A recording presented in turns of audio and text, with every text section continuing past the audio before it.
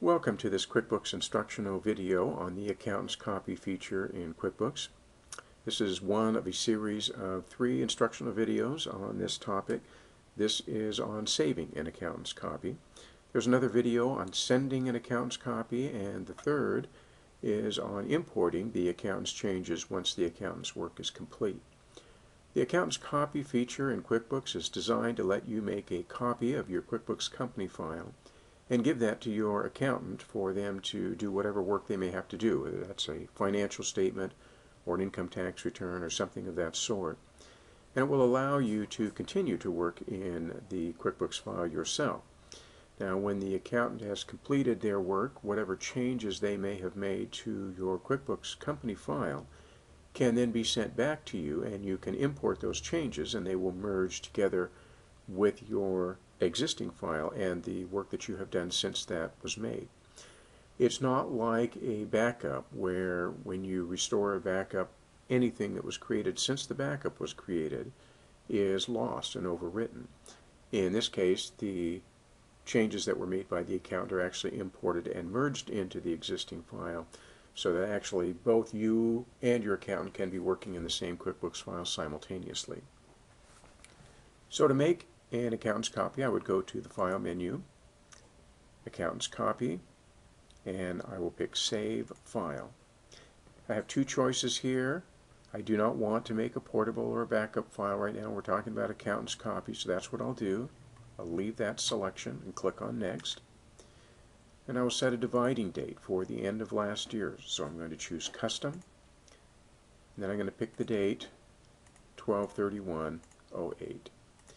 Now, the simplest way to think of a dividing date is that when I send this file to my accountant, the accountant will have major control over the period of time from 12/31/08 and back. I will have major control as the QuickBooks user from the date January 1, 2009 and forward.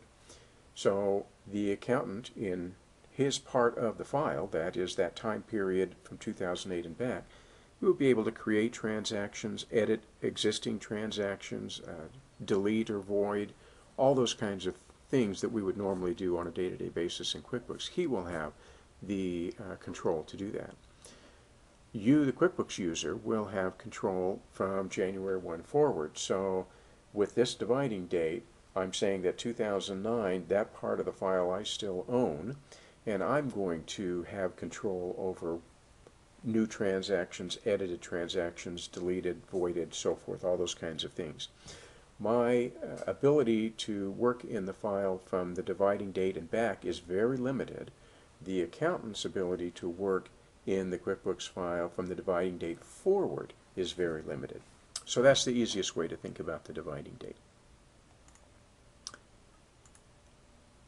Now QuickBooks wants to know where should it save this QuickBooks file.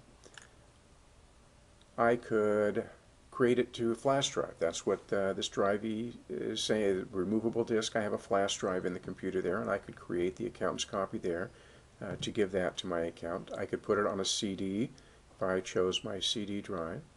In my case, I'm just going to put it on the desktop, and I could then later attach that to an email or something like that. So I will choose desktop and click on Save. That will take just a moment, and QuickBooks will work at creating that copy of the file.